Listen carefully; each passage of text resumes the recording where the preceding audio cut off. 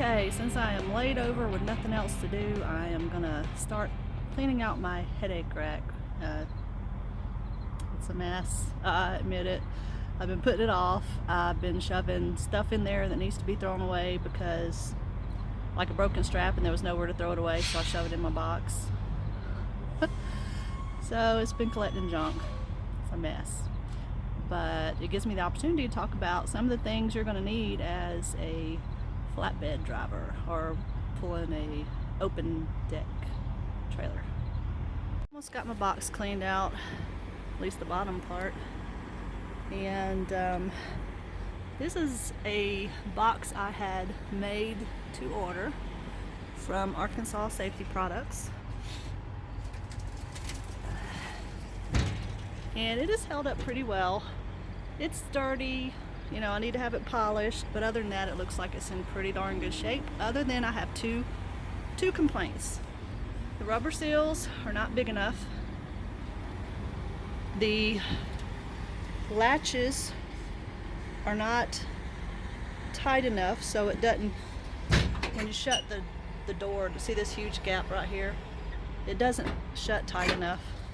So water has been coming in and I didn't realize it was as bad as it is. So I have a collection of rust in the bottom of my box, which really irritates me because I can't stand having rusty equipment. And the other thing is, I didn't think about it when I ordered the box, but I only ordered one size chain hanger slash binder hanger. And my binders, I use the big ones, not the little ones. And the hooks are so big, and when I hang them up, I have the hardest time getting them back out. It is ridiculous.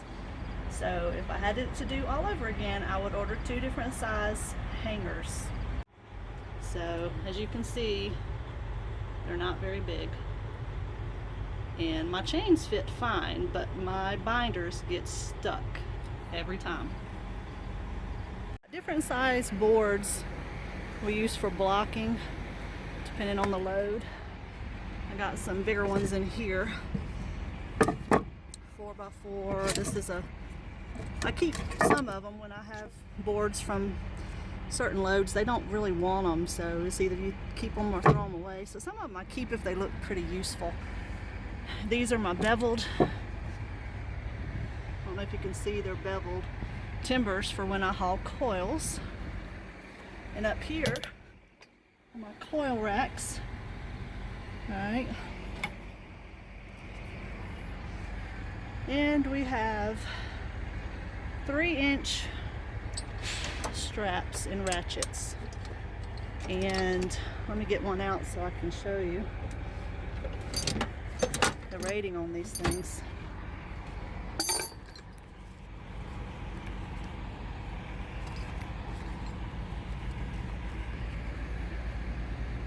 That is the rating on a 3-inch strap, and mine has a hook on the end. Okay, those are so much easier for me to throw than the 4-inch, you know, the traditional ones that go on the side of the trailer. And here's my 4-inch strap, and you'll see the rating on it. So for somebody that's short like me, that 3-inch strap really comes in handy because it's so much easier for me to throw over a load than the 4-inch. It may not sound like much, but a lot of the times if I can't get my strap quite over, if I use the 3-inch, I can. So I love those. Alright, and so I have some 2-inch ratchets and straps. Alright, and here's the rubber mats for my coil racks. I have some edge protectors that I got from a customer. Told me I could keep them. That was pretty cool. I've got stuff for hauling oversized loads, which is banners, flags, and spare straps are down here at the bottom because I don't intend to get to them very often. Different types of edge protectors. Got carpet in here, and up in the top box up here I've got the metal edge protectors for my chains when I haul coils, and I also have different types of cardboard edge protectors up there, as well as the plastic ones. These 2x4s that actually have a block on the side of them, I use those to slide down into my stake pockets on the rear of the trailer, and I attach my oversized banner to those.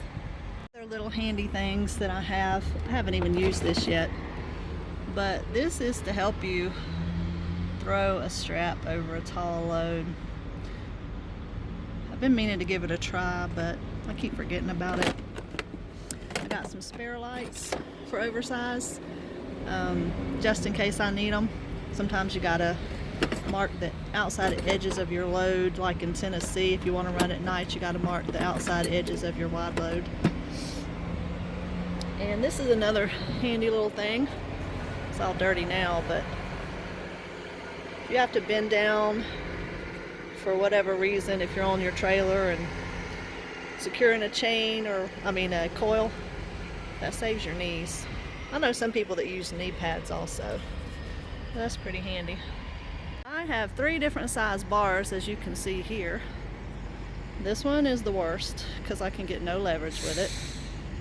This one is a little bit better because it's a little bit longer. This one is awesome, but as you can see, it got bent because somebody rushed me, which I said I will never let happen again, and I left this laying on top of my drive tire and I ran right over it. Luckily it didn't cause any damage to anything but the bar, but now I gotta have my bar fixed. When this thing, well, I can still use it, but when it was straight, best bar I've ever had. It was awesome. You have to excuse my hands, y'all. My box is full of rust and I'm not wearing any gloves. Even if you're not going to be tarping much, these still come in handy.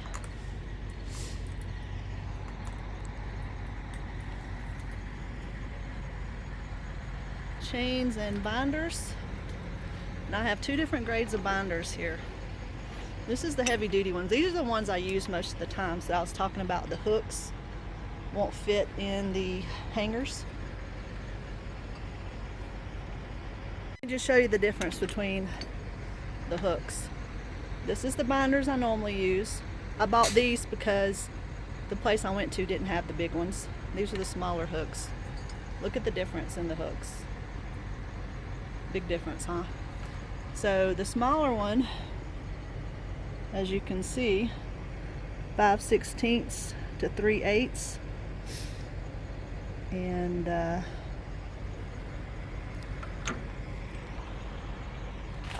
see if you can see it here. Can you see that? It says working load limit of 5,400 pounds. Alright, this is the big one. It says working load limit of 9,200 pounds. And it's a 3/8 to 1/2 inch.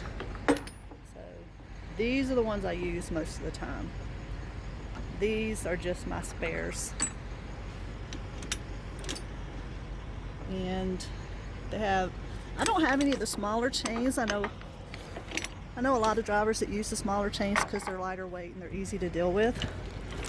But I use the big chains. Okay. Which is, let's see if I can turn it upside down so you can read it. 3/8. All right. And dang, this thing's hard to read. Where is it at? Does it say grade 70? Can you read that? It's so dirty. Grade 70 and 3/8. And of course, if you're short, you want to have a ladder. So I have a 2-step ladder, and I got an actual, I think it's a 6 or 8 foot ladder that I keep on the trailer, and I use both of them. Okay, another thing you're going to want to have is PPE, or personal protective equipment. You've probably seen me mention it in some of my other videos if you've watched my other videos before. But that's going to be your steel-toed shoes, long sleeves, and I've actually got these. These are pretty handy. Hang on. These are sleeves that you can put on your arms if you're wearing short sleeves, if they allow it. Most places do. That's no big deal as long as your arms are covered up.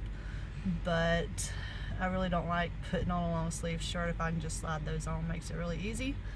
And of course your safety vest,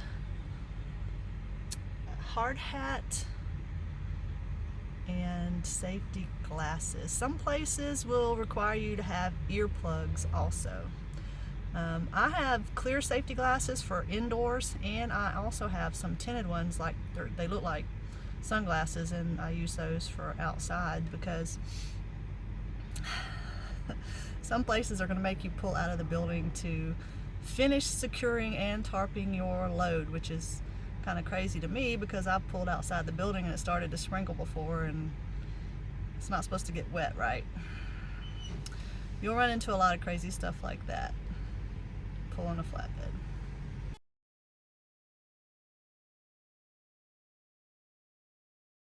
Something else you might want to pick up is a cargo securement handbook. Those come in pretty handy. And this little device right here, I actually got at one of the companies I used to work for. I think it was CRST Malone. But right here, you can put your chain right here and it will tell you the grade of chain it is.